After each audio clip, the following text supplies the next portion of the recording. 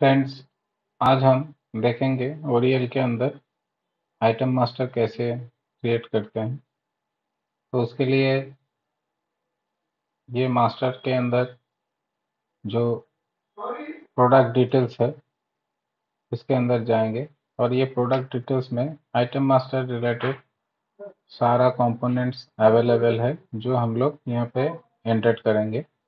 तो हम लोग आज देखेंगे बेसिक जो मास्टर्स के लिए जो रिक्वायरमेंट है वो बेसिक्स रिक्वायरमेंट्स में हम लोग आज देखेंगे। तो सबसे पहले देखते हैं यूएम जो यूनिट ऑफ मेजरमेंट है। यूएम में देखिए यहाँ पे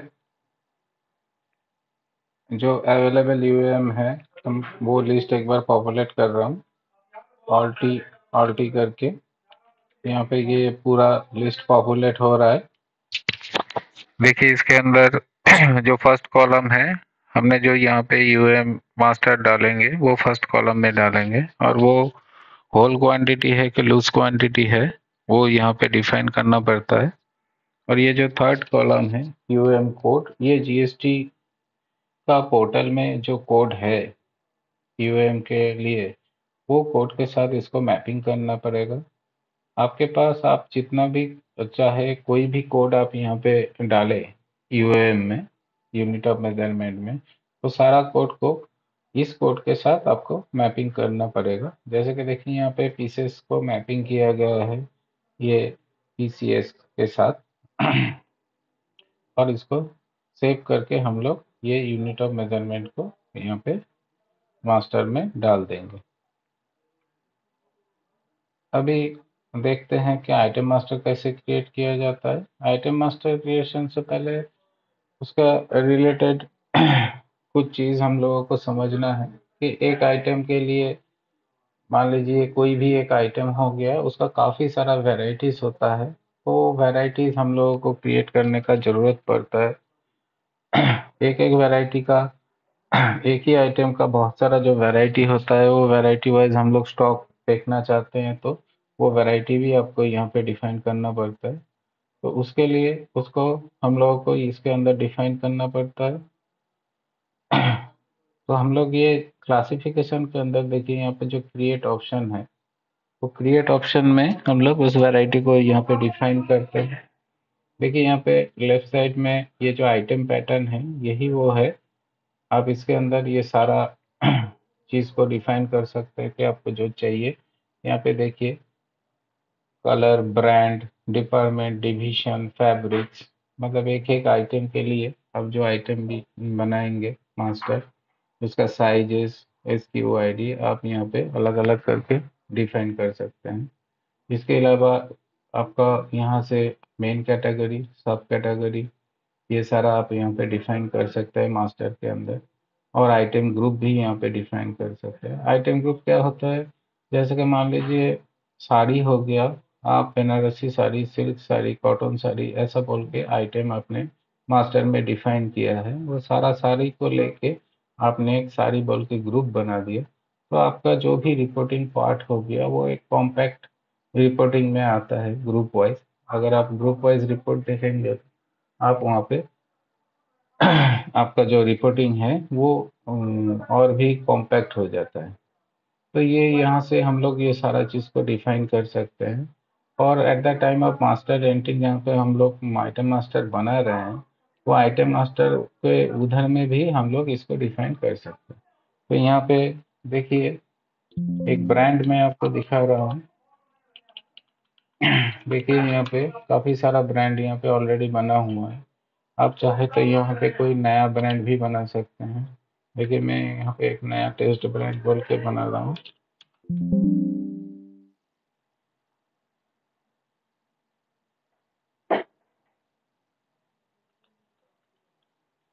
यहाँ पे देखिए मैं एक नया टेस्ट ब्रांड बोल के बनाया और इसको मैं यहाँ पे सेव कर रहा हूँ।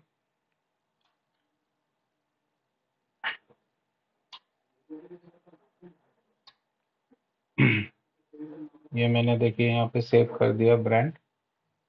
तो इसी तरह यहाँ पे दूसरा भी जितना भी पैटर्न है वो पैटर्न आप यहाँ से पहले से ही डिफाइन करके रख सकते हैं। अब सीधा चलते हैं आइटम मास्टर में और देखते हैं कि आइटम मास्टर कैसे बनाया जाता है।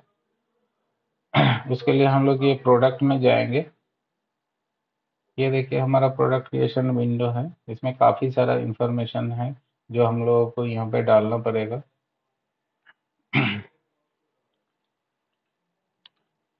सबसे पहले शुरू करते हैं का आइटम से, जो टी शर्ट है। यहाँ पे देखिए इसका मेन कैटेगरी हम यहाँ पे F9 दबा के वो लिस्ट यहाँ पे पॉपुलेट कर रहा है। ठीक है, तो ये यहाँ पे जो मेन कैटेगरी है वो मैं यहाँ पे कर दिया बॉयज़ बोल के, और ये मेन सफ़र के अंदर इसके डाल दिए। और यहाँ से हमको यूनिट ऑफ मेजरमेंट सिलेक्ट करना है। इसके बाद आता है बारकोड टाइप। ओरियल के अंदर दो टाइप का बारकोड जनरेट होता है, एक तो येन बारकोड और एक जनरेटेड बारकोड।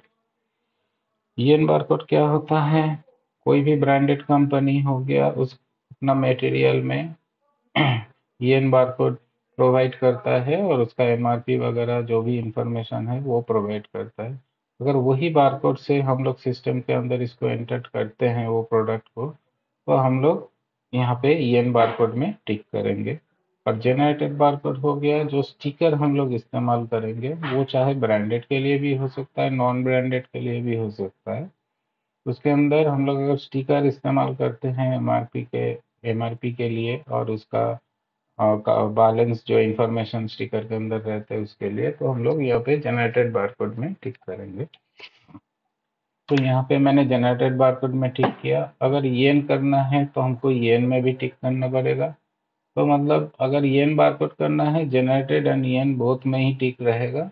और येन बारकोड अगर नहीं करते हैं तो खाली ओनली जनरेटेड बारकोड में टिक रहेगा। उसके बाद आते हैं इस प्रोडक्ट जो एंट्री होगा, जो इन्वेंट्री में जाएगा, वो तो जो इन्वेंट्री में चला गया, उसके अलावा उसका जो अकाउंट्स पार्ट है वो अकाउंट्स पार्ट किधर जाएगा। वो अकाउंट्स पार्ट के लिए देखिए यहाँ पे इसका जो परचेज होता है वो परचेज अकाउंट हमको यहाँ पे डिफाइन करना है, और परचेज रिटर्न अकाउंट डिफाइन करना है। सेल्स के लिए सेल्स अकाउंट डिफाइन करना है, सेल्स रिटर्न अकाउंट डिफाइन करना है। मतलब ये जो आइटम परचेज या सेल्स होगा, ये सारा अकाउंट को ये करेगा, उसका अकाउंटिंग पार्ट से पोस्टिंग होगा इसके अंदर। तो ये हो गया, देखिए यहाँ पे ये कॉन्फर्म करना है। तो ये हो गया प्रोडक्ट का मेन पार्ट। जो प्रोडक्ट का जो नाम वगैरह है वो हमने डिफाइन कर दिया है। इसके बाद आता है इसका वैरायटी, जो पैटर्न बोलते हैं हम लोग।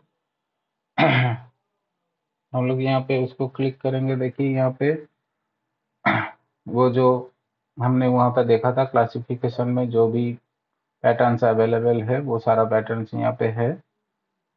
यहाँ पे F9 दबाने से एक एक पैटर्न का देखिए सारा इंफॉर्मेशन जो सिस्टम के अंदर ऑलरेडी एंटर्ड है वो सारा आ रहा है। अब चाहे तो यहाँ से भी नया क्रिएट कर सकते हैं। मैं पुराना ही ले रहा हूँ।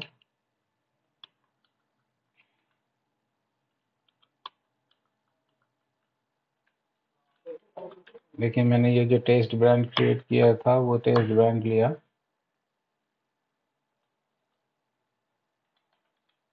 और ये एक नया SKU आईडी मैंने दिया है जो कि देखिए यहाँ पे सिस्टम में अवेलेबल नहीं है। टैब दबाने से आगे बढ़ता है, तो यहाँ पे बता रहा है वैल्यू नॉट इन डेटाबेस। यहाँ पे हम लोग F9 दबाएंगे और क्रिएट न्यू ऑप्शन को एंटर करेंगे। एंटर करने से ये जो नहीं था सिस्टम के अंदर वो सिस्टम के अंदर आ गया। अभी कलर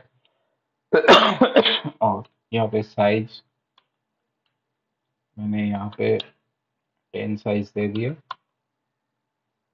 और इसको क्रिएट कर दिया। ये क्रिएशन होने के बाद यहाँ पे देखिए कॉन्फर्म बटन है, या कॉन्फर्म बटन में टिक करेंगे और इसको सेव करेंगे। At the time of saving देखिए ये इसका HSN कोड मांग रहा है कि कौन सा रेट में इसका GST कैलकुलेशन होगा। हम लोग यहाँ पे F9 दबाएंगे और एक कोड यहाँ से पिकअप करेंगे। देखिए ये इस कोड का ऑलरेडी टैक्स रेट यहाँ पे अवेलेबल है, इसलिए ये मैक्स रेट इफेक्टिव डेट दिखा रहा है यहाँ पे। तो यहाँ पे इसको इंसर्ट करेंगे।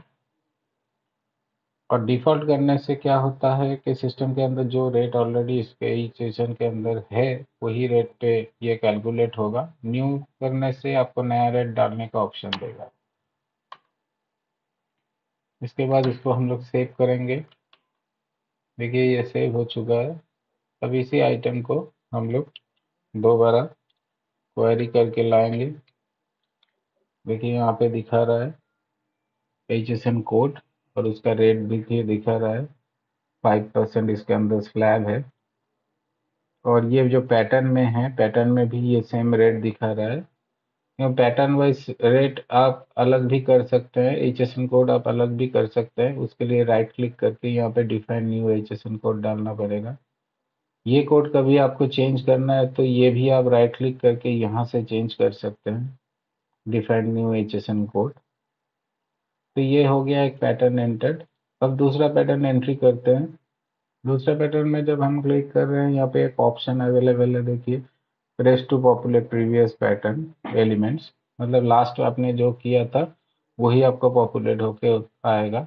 क्योंकि पैटर्न सेम टाइप का ही होता है, थोड़ा उसमें कुछ ना कुछ डिफरेंस रहता है, तो ये ऑप्शन है इसके अंदर। आप चाहे तो इसमें दूसरा आप अपने हिसाब से भी एंटर कर सकते हैं, जैसे कि फर्स्ट वाला हम लोग एंट्री किया है। देखिए यहाँ पे लास्ट वाला यही पॉपुलेट हुआ है। तो ये आइटम देखिए ये साइज 10 था, हो सकता है कि इसके अंदर 20 नंबर साइज आया है। तो मैंने यहाँ पे 20 नंबर साइज एंटर किया और क्रिएट कर दिया। देखिए यहाँ पे ये क्रिएट हो गया। इसको कॉन्फर्म करके हम लोग सेव करेंगे। देखिए ये भी सेव हो गया, नीचे मैसेज दे रहा है। एक बार क्वेरी करके इसको देखते हैं। देखिए इसमें भी सेम HSN कोड दिखा रहा है। अब चाहे तो इधर में इस रेट को चेंज कर सकते हैं। देखिए मैं एक रेट आपको चेंज करके भी दिखा रहा हूँ डिफाइन न्यू HSN कोड में।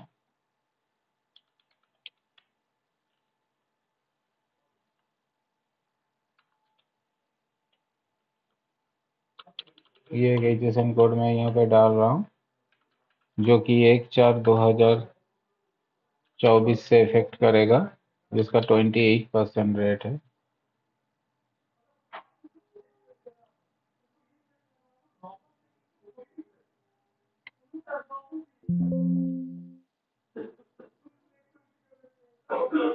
देखिए ये मैंने यहाँ पे इसको सेव कर दिया। अभी इस आइटम को मैं दोबारा जब क्वेरी करूँगा तो यहाँ पे देखिए दिखा रहा है इसका HSN कोड यहाँ पे चेंज हो चुका है। तो ऐसा करके यहाँ पे हम लोग मल्टीपल अनलिमिटेड पैटर्न यहाँ पे ऐड कर सकते हैं एक ही आइटम के लिए। मतलब ये जो टी शर्ट हो गया उसका देखिए यहाँ पे सेम पैटर्न ही है, खाली एक का साइज 10 है, दूसरे का 20 है। हम लोग चाहे तो इसको साइज वाइज भी अलग करके एंट्री कर सकते हैं। देखिए यहाँ पे कॉपी साइज का ऑप्शन है। जो साइज आपका सिस्टम में अवेलेबल है, देखिए 20 के बाद 30, 40, 50, वो सारा यहाँ पे इंसर्ट हो गया। और हम लोग इसको सेव करने से, क्योंकि हम लोग ये सेकंड वाला पैटर्न से कॉपी किया है, तो सेकंड वाला पैटर्न का जो HSN कोड है वही HSN कोड इसके अंदर ले लिया। हम लोग चाहे तो इंडिविजुअली इसको चेंज भी कर सकते हैं, इंडिविजुअली इसको इंसर्ट भी कर सकते हैं। तो देखिए यहाँ पे ये सारा आइटम मास्टर बन चुका है। अब इस आइटम मास्टर रिलेटेड और भी कुछ छोटा छोटा इंफॉर्मेशन है, जैसे कि देखिए इसके अंदर जो अदर डिटेल्स है, यहाँ पे इस आइटम जो आइटम है यहाँ पे ये इसका इतना सारा इंफॉर्मेशन बता रहा है। कोई डिफ़ॉल्ट, जैसे कि यहाँ पे डिफ़ॉल्ट बता रहा है कि रेट माइनस आइटम डिस्काउंट पे इसका जो GST कैलकुलेशन होगा। आप चाहे तो यहाँ पे ये और भी 3 ऑप्शन है, calculate on MRP minus discount, cell rate या परचेज रेट, इसके ऊपर आप कैलकुलेट कर सकते हैं। अगर CRM लॉयल्टी और ई कॉमर्स आपका इस आइटम के अंदर के लिए, मतलब इस आइटम के लिए आप डिफाइन करना चाहते हैं तो इसमें आपको टिक करना पड़ेगा और इसको डेटा को सेव करना पड़ेगा। इसके अलावा इसका जो पैटर्न वाइज है, देखिए इसके पैटर्न में यहाँ पे सारा इंफॉर्मेशन अवेलेबल है पैटर्न के। देखिए कौन सा GST रेट में है, क्या टैक्स है, उसका, और इनवर्ड रेट भी आप यहाँ पे डिफाइन कर सकते हैं कि जो पैटर्न है पर्टिकुलर पैटर्न का इनवर्ड रेट। देखिए प्रोडक्ट वाइज यहाँ पे रेट है, मतलब यहाँ से ही आप डिफाइन कर दे सकते हैं कि 1/4/2024 से इस टाइम से ये 100 रुपीज़ में परचेस होगा, 200 रुपीज़ MRP होगा, 180 रुपया इसका पॉइंट ऑफ सेल रेट होगा, और 160 रुपया ये होलसेल रेट होगा। अब दूसरा भी आप डेट डाल सकते हैं, 1/11/2024 से इसका 115 रेट होगा, 300 इसका ये होगा, 260 होगा इसका पॉज रेट, और 320 होगा इसका। तो ऐसे करके हम लोग पैटर्न वाइज इसका रेट डिफाइन कर सकते हैं, ताकि at the time of purchase हम लोगों को जब भी ये आइटम हम लोग पिकअप करेंगे इस पैटर्न में, तो ये रेट ऑटोमेटिकली ले लेगा। इसके अलावा हम लोग यहाँ से वेंडर वाइज रेट भी डिफाइन कर सकते हैं कि कौन सा वेंडर से ये क्या रेट में आएगा। जैसे कि देखिए मैंने यहाँ पे ये सिलेक्ट कर रहा हूँ, इसका परचेज रेट होगा 120 रुपया। दूसरा एक वेंडर सिलेक्ट कर रहा हूँ, इसका परचेज रेट होगा 110 रुपया। ऐसे करके वेंडर वाइज रेट भी हम लोग यहाँ पे डिफाइन कर सकते हैं।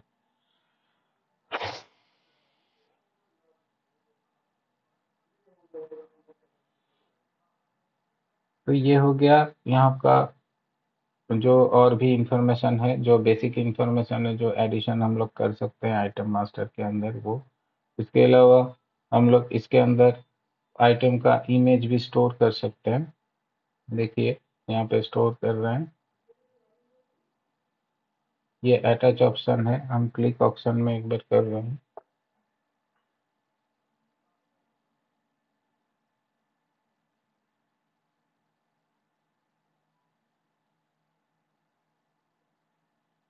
देखिए यहाँ पे ये स्टोर हो गया। इसका भी आप लोग डिजाइन सब डिजाइन का भी इमेज यहाँ पे स्टोर कर सकते हैं।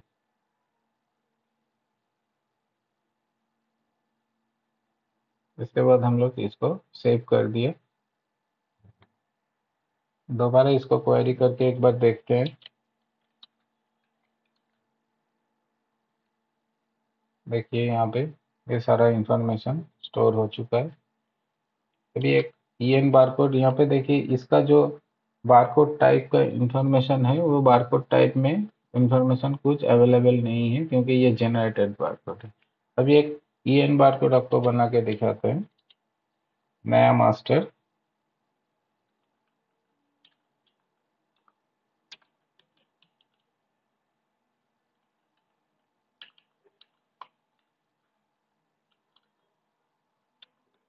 देखिए EN के लिए मेरे को दोनों में ही टिक करना पड़ेगा, और ये देखिए जैसा है कॉन्फर्म कर दिया, इसको भी एलिमेंट्स में आया।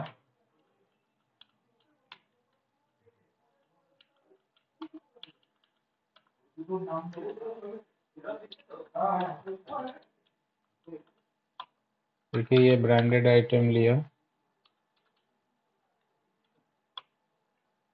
और इसको यहाँ पे मैं क्रिएट कर रहा हूँ।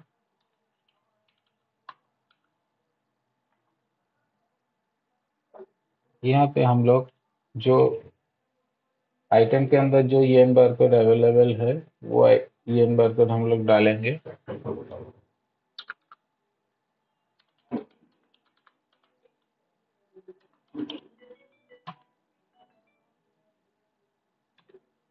और इसको सेव करेंगे। At the time of saving, जैसे कि जानते हैं GST इंफॉर्मेशन हमको डालना पड़ेगा, तो ये मैंने इंफॉर्मेशन यहाँ पे डाल रहा हूँ जो कि डिफ़ॉल्ट है,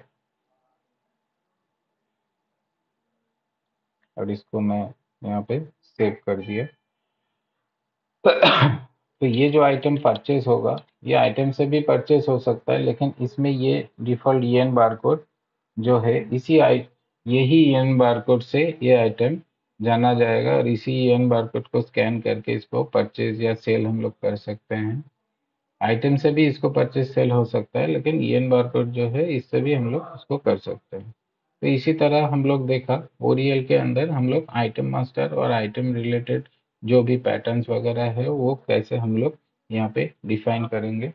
यहाँ पे अगर कोई आइटम हमको पुराना वाला आइटम देखना है तो हम लोग उसको सर्च करके देख सकते हैं। यहाँ पे ऑल्ट टी दबाएंगे, F9 करेंगे, यहाँ पे देखिए सब जितना भी आइटम मास्टर है वो सारा लिस्ट यहाँ पे अवेलेबल है और वो एक्टिव और कॉन्फर्म है कि नहीं आप यहाँ पे देख सकते हैं। अगर कोई आइटम मास्टर इनएक्टिव है तो वो आप at the time of purchase और सेल वो आइटम मास्टर आपको अवेलेबल मतलब लिस्ट में आएगा नहीं। आप यहाँ से वो चेक कर सकते हैं, कोई भी आइटम मास्टर आप यहाँ पे सिलेक्ट करके उसमें नया ऐड कर सकते हैं।